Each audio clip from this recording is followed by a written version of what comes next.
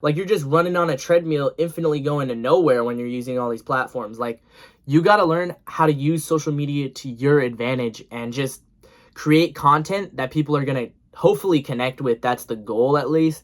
Yo, what's good, everybody? This is Jefu, and today we're going to have more of an open discussion.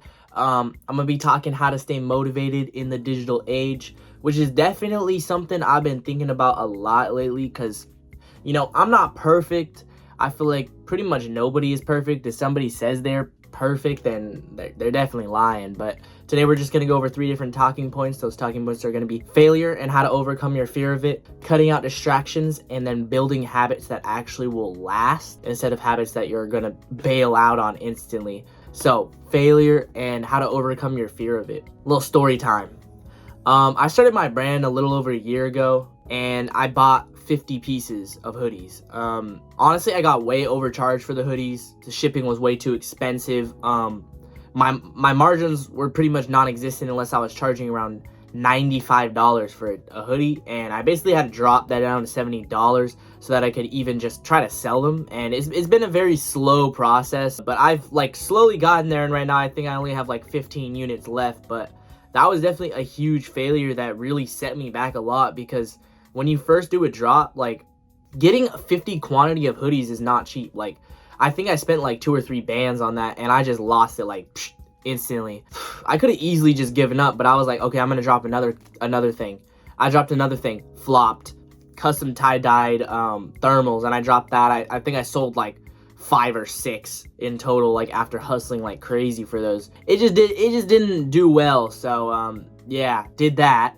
Then afterwards, just kept dropping, and I kept staying consistent. I started doing events like music festivals and just bringing out all these people together and trying to build a better community. And that was when I finally started seeing a little bit of motion, and my old stock was going. And finally I started seeing people that maybe aren't even in my circle buying my stuff, and that was a super surreal feeling. I'm still not making pretty much any profit. It's just that I could see that I've slowly been growing, and my quality of just clothing and my eye for design has been getting better, but it's taken me a while. Man, if I would have given up when I first dropped and my drop flop, I wouldn't even be where I am right now. You just gotta keep going, and even when you fail, just try to take a lesson from it. When I first dropped those hoodies, I learned how to properly negotiate pricing with manufacturers. What's the signs of a bad manufacturer, etc., etc. I've learned little lessons from every single failure, and I don't really think of them as failures anymore. I think of them as an L that maybe turned into a W, And you probably heard this advice 5 billion times, but is honestly real. So you gotta just stay focused on your vision and get to where you want. And that's what this brand is about. Is 111 is about following your vision and trusting your authentic self. So yeah, that leads me to my next point of cutting out all distractions. So we live in a world that's very noisy, and I'm pretty guilty of this myself personally.